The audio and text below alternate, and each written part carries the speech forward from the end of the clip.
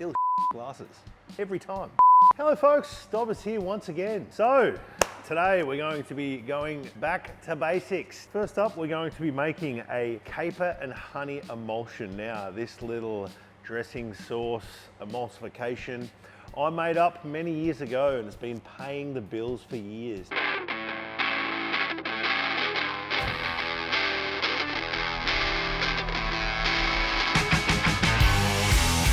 Ooh la la.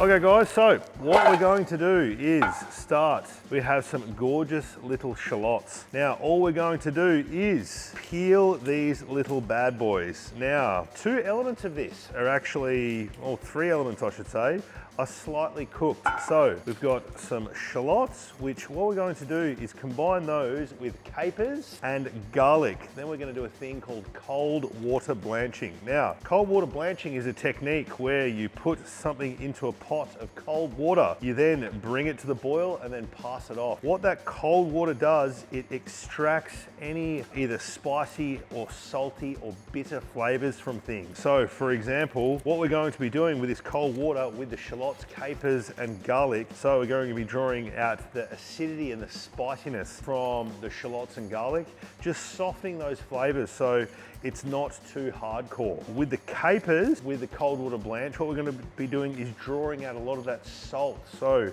you're getting left with all those beautiful residual caper flavors, but the actual emulsification, the sauce is actually not going to be too salty because of the brine that those little capers live in inside the jar. Some lovely little peeled shallots.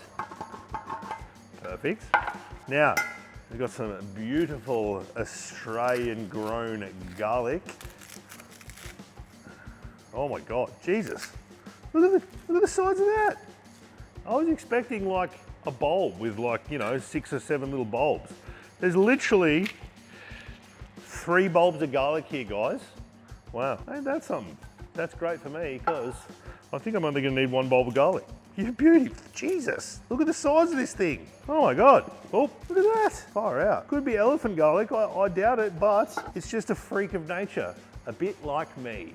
Alrighty. Okay, so now we have our shallots peeled, we've got our garlic peeled, we've got our scales ready to go. Now, all we're going to do is give these a very rough dice. Now, we don't need to fine dice them, we don't need to brunoise them, we don't need to slice them because the water is going to be doing the essential cooking and the softening, and the Vitamix blender will be doing the blending. So, you know, anything you predispose or go too hard with the chopping and the preparation, it's just a waste of time. Okay, beautiful. So we have 150 grams of shallot. Now we only need 20 grams of garlic, and have a look at that, folks. Are we gonna get there? Oh, yeah, beauty. Look at that, look at that.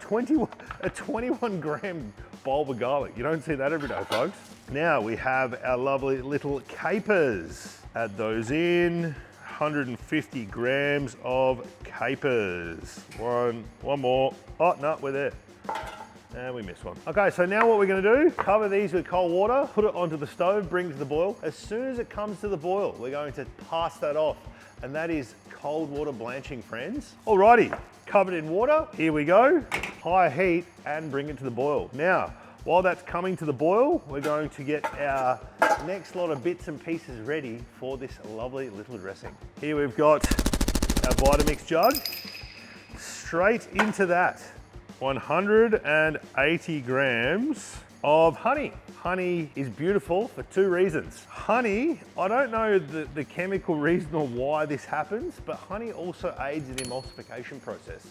Helps bind all of those things together. Maybe it's something to do with the sugar quantities, I don't know, but does 2 things. Adds beautiful flavor and sweetness, but also adds an amazing emulsification to make that really creamy and really beautiful. Now, we've got some gorgeous white balsamic vinegar. Now, the reason I use white balsamic vinegar in this recipe, and in a lot of recipes that I make, is for the simple fact, white balsamic vinegar has this beautiful natural sweetness. When you're looking at things like herbs and dressings and vinaigrettes, your apple cider vinegars, your white wine vinegars, your white vinegars, your red wine vinegars, they can also sometimes be a bit too harsh and mask and overpower all those beautiful light flavors of those herbs. Okay, pot's still not boiled yet, but that's okay. We have our oil, so we have our vinegar and honey ready to go. Into there, we're going to get some tarragon. Now, I'm using tarragon because marjoram was not available. Traditionally, this recipe calls for marjoram, but we don't have it, so we're just going to substitute with tarragon. Similar flavor to a degree, not as perfumey, not as floral, but hey, that's okay. Sometimes you've got to make these things up as you go, and that's nature, folks. Sometimes we just don't have the things we need. So, there we go. Recipe calls for 20 grams, and have a look at that. We've got another miracle. As you notice, I did not pick the tarragon because everything is getting blended.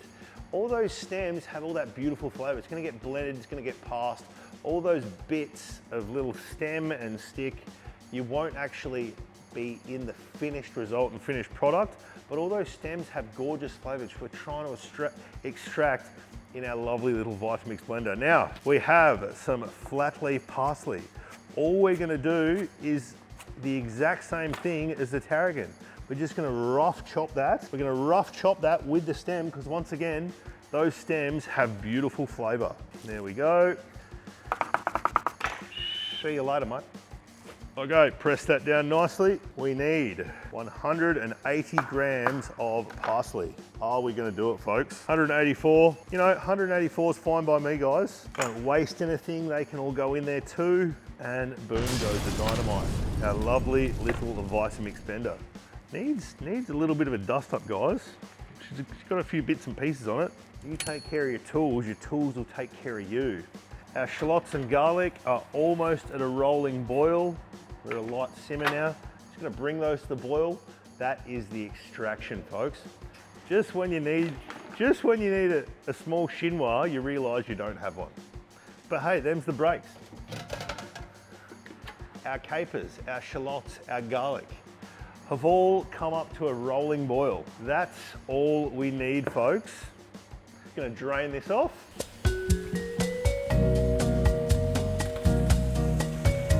Just add a little bit of cold water just to cool them down so they're not too hot so they're not going to destroy our lovely little herbs. And let's get into that glorious task of blending this bad boy together. Alrighty, prepare yourself for a bit of noise. Starting slow, working your way up into it. Ooh la la. Crack the lid off this bad boy. Just gonna work those herbs.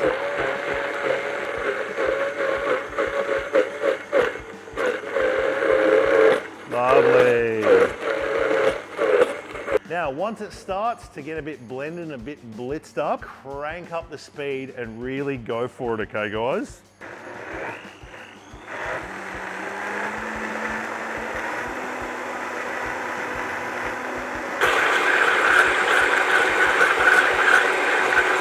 Okay, now this is starting to look like a nice, homogeneous, slightly grainy, beautiful green liquid. Now, once that happens, into that, we're going to add our capers, our garlic, our shallots.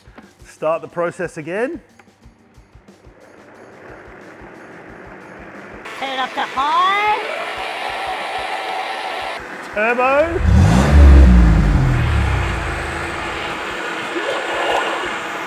And now we wait.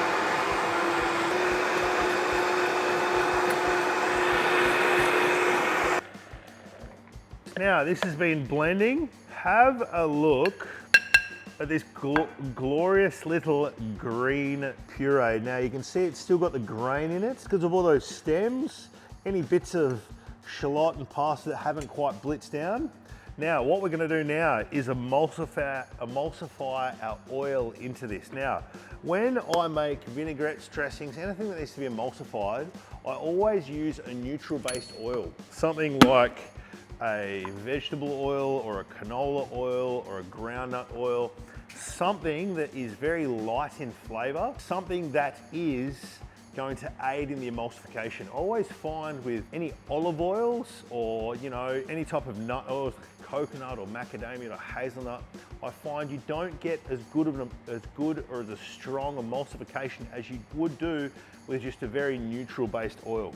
Also, with a neutral-based oil, you have the ability to enhance flavors. Because the oil itself doesn't taste like anything, you're going to express all those flavors you've worked into it.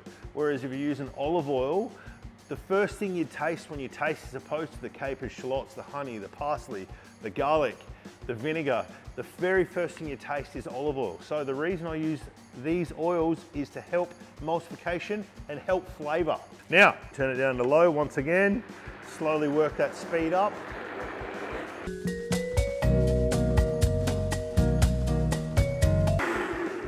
Alrighty, so all I've done is work into that. We have 500 mils of vegetable oil. And once again, my glasses are absolutely splattered with green filth from the blender. You gotta love it. Okay, so now this is part 2. Gorgeous, silky, lovely. Have a look at that, folks. The last thing to do is we're going to pass this through a fine chinois. This takes out any grain, any lumps, any bits. You get left with a lovely, silky little sauce.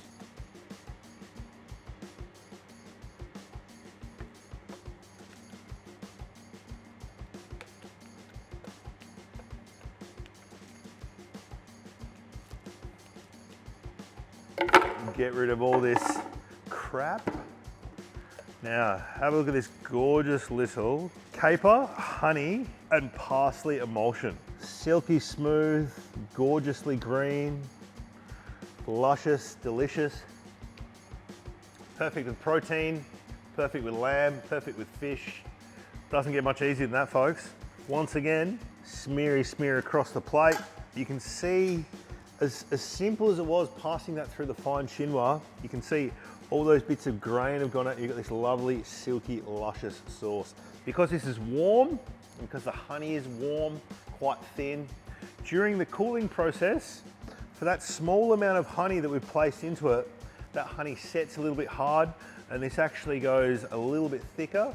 So depending on how you want to serve it, if you serve it warm, it's like that. If you serve it cold, it's a little bit thicker, a bit more of a, I guess you can say, a thicker sauce consistency. But it doesn't get much easier than that, folks. If you want to swap out the capers, use cornichons. If you want to swap out the parsley, use basil. Hey, the choice is yours in the other day. Well, folks, there you go. Ooh la la. Ooh la la.